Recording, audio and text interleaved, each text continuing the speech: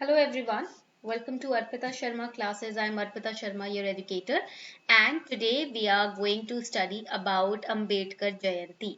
Yes, Ambedkar Jayanti was celebrated on 14th of April 2021, and this was 130th Jayanti, or you can say anniversary of the birth of Dr. B.R. Ambedkar.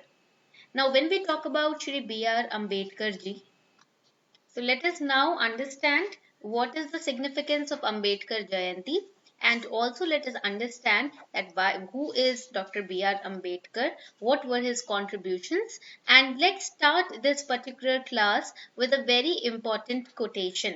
And this quotation is directly coming from B.R. Ambedkar ji. Now, before we move further, you should know that the class PDF will be uploaded on our Telegram channel, Simplifying UPSC with Ease. You can download it directly from there, okay? The link is given below in the description box as well. So if you wish to download the PDF of this particular class, you can do so. Before we move forward, here's a small announcement for all of you. Unacademy had launched UPSC CSE mega subscription offer for all of you. And this offer is valid till April 28th. Under this offer, if you take 1 year or 2 year subscription plan on Unacademy, then you will be offered an extended version of that subscription that will be extended for nearly 3 to 4 months. That means if you take today the Unacademy Plus subscription, that will be valid till July 2022. If you're taking subscription for 23, that will be valid till July 23. If let's say by any chance, God forbid, prelims gets postponed, let's say if it is conducted in September 2022 or October 2022, then your subscription will be valid till your prelims. जब तक prelims नहीं हो जाता, subscription end नहीं होगा, right? So this offer is valid till April 28, 2021. The links of all the courses are provided in the description box below the video. Also, you can now stand a chance to get 10% discount on your subscription if you use code ARPITA10. अगर आप ये code use करते हैं तो directly आपको 10% का discount भी मिलेगा आपके प्लस के सब्सक्रिप्शन पर. Okay, now let's begin with the quote. Now, Dr. B.R. Ambedkar ji, he used to say, life should be great rather than long. लंबी होने से अच्छा है, महान बड़ी होनी चाहिए life. ठीक है, these were the quotations, these were the words that were used by B.R. Ambedkar ji. These were his opinions about life, that your life should be great rather than extending it, unnecessarily. Now, this was a wonderful start to this class. Now, let's start studying about B.R. Ambedkar ji and his birth anniversary. Now, 14th April 2021, we celebrated 130th birth anniversary of Dr. B.R. Ambedkar ji. Now, he is considered as the principal chief architect of our constitution. I hope you must be knowing this fact if you have studied M. Lakshmikant as well. He was the sole person who worked towards, you can say principally constructing our constitution. Also, he worked towards establishing a kind of society where everybody was considered equal. Nobody will be judged on the basis of their caste, on the basis of their creed, religion, skin color, etc. He was the kind of person who used to focus on equality in the real sense, not just in a bookish language. He was the first person to hold a title befitting his works and efforts for the country. That was the Minister of Law and Justice.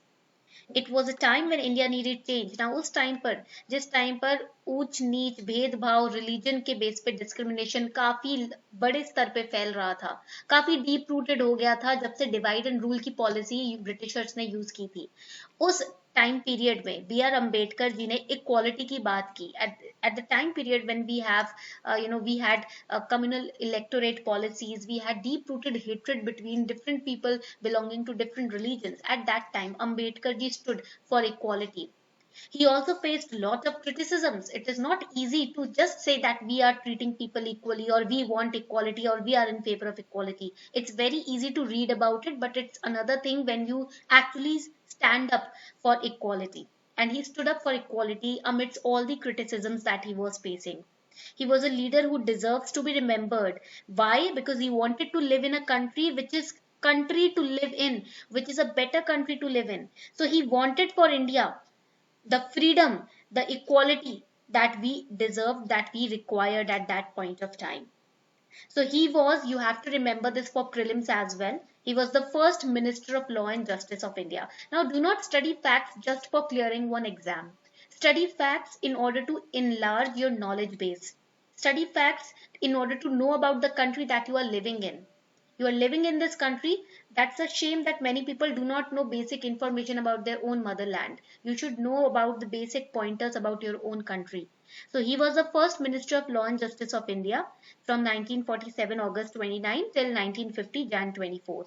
And he is considered as the architect of Constitution of India also. You all know India's constitution is the most complex and diverse constitution. So to do this job is to construct a constitution, to become an architect of constitution is not easy, right? While it is very easy to study, but it's not easy to actually do it, right? And he did it. He is also known as the father of Indian Constitution. That's a big, position that he was holding. He was a professional economist also. So that is why he established the Finance Commission of India, that is handling the budget and the survey. The Reserve Bank of India also runs on the guidelines and ideas which were formed and curated by Ambedkar ji. He, with Mahatma Gandhi ji, was involved in abolishing untouchability from the Indian society. Remember, I told you that he was working towards spreading equality in our country. That is why he protested against the social injustices, right, which the backward class people were also facing.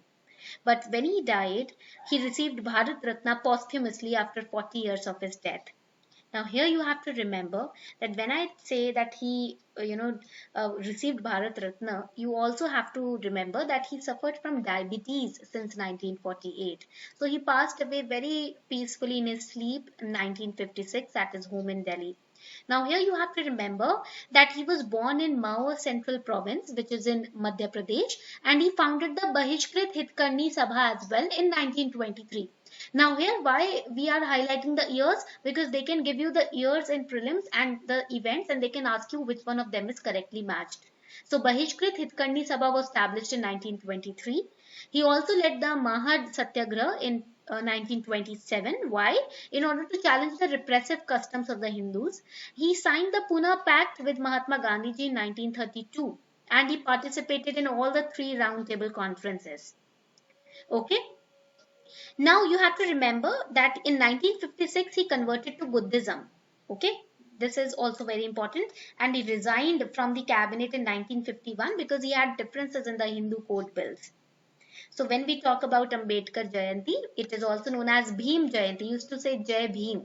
So it's also known as Bhim Jayanti, and it is celebrated annually. Okay. Now, when we talk about his birth date, he was born on 14th April 1891. So since 2015, we are observing this day as a public holiday throughout India. Okay. So this was all about Ambedkar Jayanti. I hope you collected a lot of information to expand your knowledge base through this lecture.